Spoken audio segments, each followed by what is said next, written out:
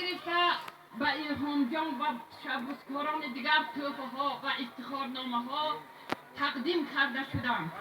بنابر همین اقدام را پیش گرفته خالق ایوب خان، طلایف حکیم جان و دیگر قربانو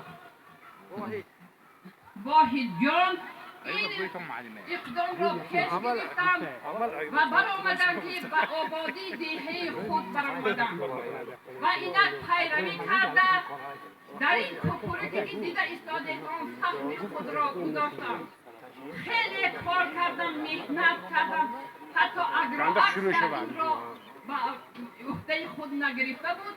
اینها توانستم که با جشن دلافروز نوروز این پروگرام تیار نمایم و اینک امروز موسم شاده شده اون و اینوبت گرفته شاده شده ایستاده. برای غذا آماده کردم، برای اخذ همه حشرهای عمومی برای غذا آماده کردن. شخصی سخاوتمند عائله قربان پاس سهم خود را گذاشتند. بنابر همین دوستان عزیز به طور تنتنه‌ای امروز کپورگ را گشاده گفته اعلام می نمایم.